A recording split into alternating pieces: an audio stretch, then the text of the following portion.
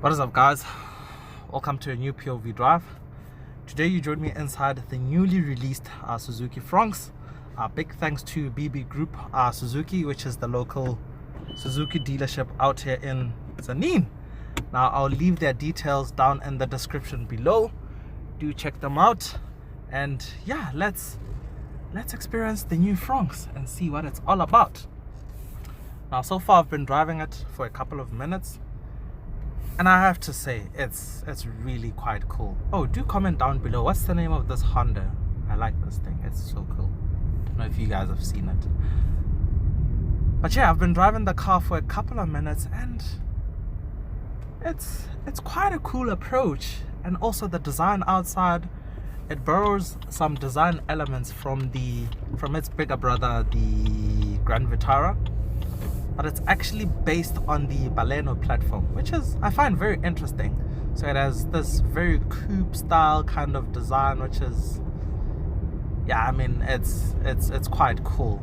So driving experience. Now, for the first time ever, I'm experiencing Suzuki's 4-speed auto gearbox, which, yeah, I'd have to say the gears are quite little, but it's set up in a way where the gear ratios are very long, so it pretty much stays in the background. You don't really notice it working, but there are instances where it holds the revs for quite too long, or it holds a gear for quite too long, and it's very revvy. So I wouldn't necessarily say it's better than the manual, so I would rather recommend the manual.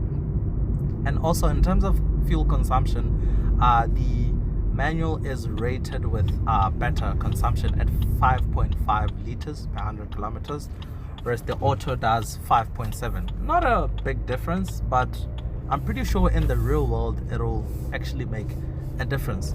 But other than that, driving position is so cool. You sit so high up the way it's set up, although the car itself isn't all too big, not in a bad way. It's based on the Baleno platform, so it isn't all too big. It's nicely sized, it's nicely compact, and it's relatively practical, with a boot of about 304 liters, which is, yeah, quite decent. Even interior cabin space, very nice. You can fit big adults in here.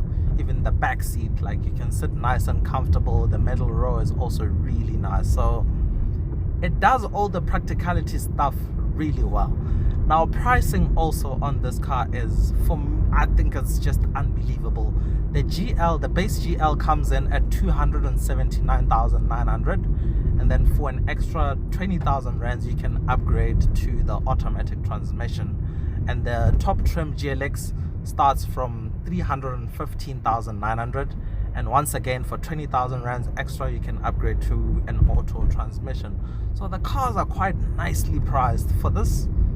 For what you're getting, all the equipment, especially on the GLX, the safety camera systems, your heads-up displays, and all those things, it's quite nice. So the available engine is the K15B, which we've come to see in pretty much a lot of the other Suzuki models. So it's the 1.5 liter naturally aspirated motor with 77 kilowatts and 138 newton meters of torque. Brilliant engine. On this car it works really well. Remember in the Grand Vitara video I did say the car has to work a lot to get going, because that's a relatively big car and it has very low torque in a sense. And yeah, in this car it's perfect. The engine is really perfect, because this is very light. It weighs 1,015 kilograms, which is, for an SUV, that's just crazy.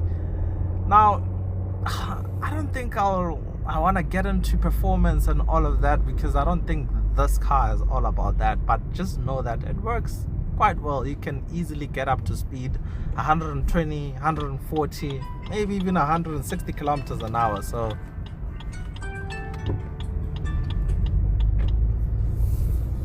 yeah, in that sense it works well. Now, this is the type of environment I'd imagine these cars will spend most of their lives in, and also some, you know, townships, all those types of environments. So I quite like what Suzuki has done with this car. They keep on releasing some amazing models, and I'm interested to see how this is going to perform in the market, but I have really high hopes. I would even go as far as to say that in a way this might get very close to the Swift in terms of sales.